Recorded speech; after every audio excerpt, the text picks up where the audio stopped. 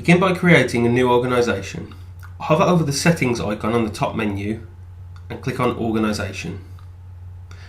Then click the New button. Give your organisation a name, then click on the Parent field.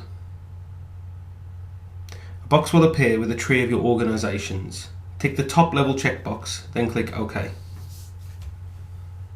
You will now see a list of your organisations. Now you must set your users' permissions. Once you have created a role, you can then assign it to your user's account. Hover over the settings icon of the top menu and click on Role. Then click the New button. Next, give your role a name. You must now set the permissions of this role. This will determine what sections of the CMS your user has access to. You may find it easier to tick the All Permissions checkbox, then untick the areas you do not wish this role to have access to. When you have finished assigning permissions to this role, click OK.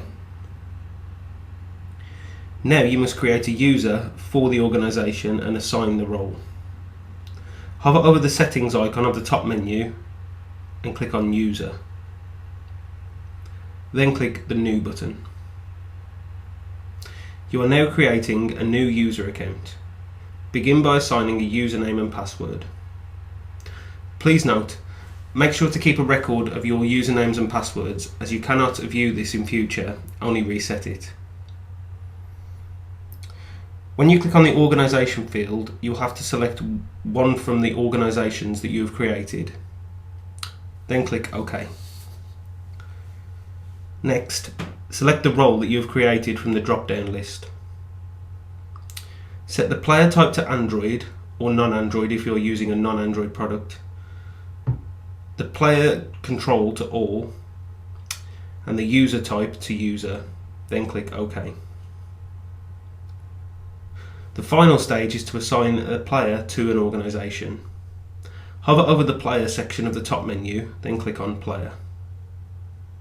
You will see a list of all your players. Click on the player you wish to assign to the new organisation. You can now rename the player for your customer if you want to, and then click on the Organisation field.